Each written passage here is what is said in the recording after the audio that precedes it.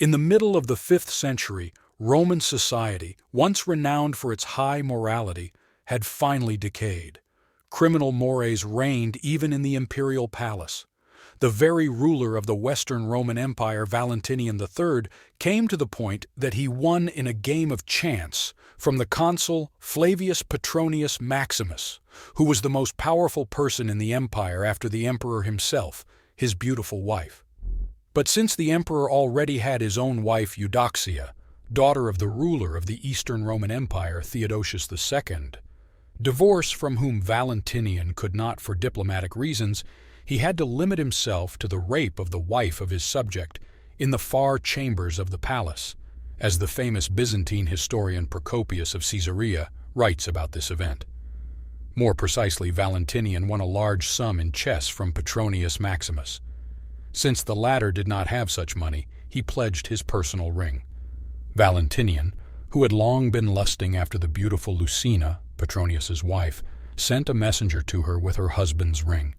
The messenger said that allegedly her husband summoned her to the imperial palace to participate in a conversation with the wife of the emperor himself.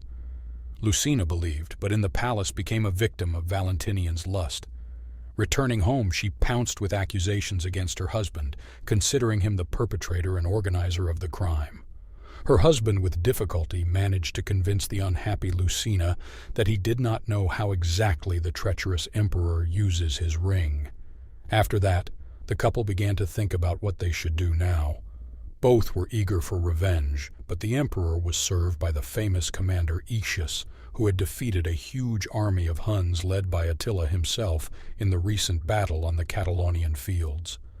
To get to the sacred person of the emperor, it was necessary first to eliminate the commander loyal to him, ideally by the emperor himself. Petronius Maximus, an experienced Zaradvaretsa, conceived and implemented a cunning plan. He bribed Emperor Valentinian's closest friend, the eunuch Heraclius.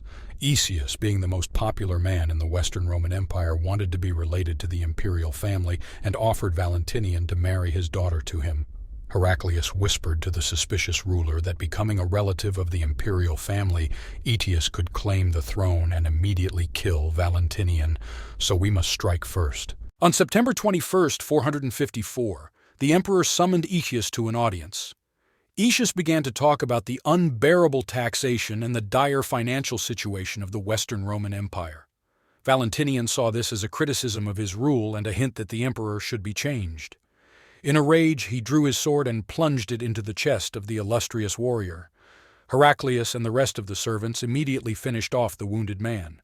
3 centuries later, Benedictine monk Paul the Deacon, retelling the story, summarized, "So died Aetius, the most warlike husband and once the terror of King Attila, and together with him fell and the Western Empire." Since a conspiracy usually involves several people, Heraclius provided the emperor with a list compiled by the cunning Petronius Maximus. He included both his personal enemies and the most potentially dangerous individuals for his plans, including the Praetorian prefect, head of the emperor's personal guard, to whom the Praetorian guard was subordinate, Boethius. People from this list were summoned one by one to the palace and killed. The Praetorians were left without a chief, because the previous one had been killed by order of the emperor, and the new one had not yet been appointed. Petronius Maximus wanted Valentinian to appoint him to the vacated place of commander-in-chief, but the emperor refused. Then Petronius decided to see the matter through. He came to 2 Goths, according to other sources, Scythians, Optulus and Trostulus, former companions of Aetius, now serving in the palace guard.